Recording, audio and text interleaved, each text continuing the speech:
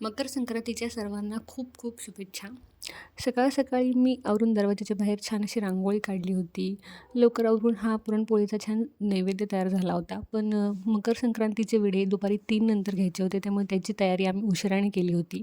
विडे पूजनासाठी मी 5 विड्याची पाने, 5 सुपारी, 5 हळकुंड, 5 लवंग, वेलची, 5 बदाम हे सगळं रेडी केलं होतं आणि त्यासोबत एक खोबऱ्याची मोठी वाटी.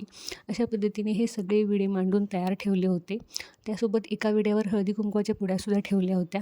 अशा पद्धतीने हे सगळ्या विड्यांचं पूजन करून घेतलं. सगळ्यात आधी वौसे घेण्याआधी देवाच्या तिथे सुगडी पूजन करून घेतलं. तिथे नैवेद्य दाखवून घेतला.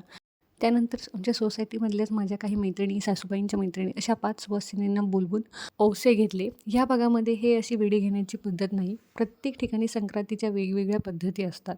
त्यानंतर सगळ्यांचा असा उखाण्याचा कार्यक्रम झाला.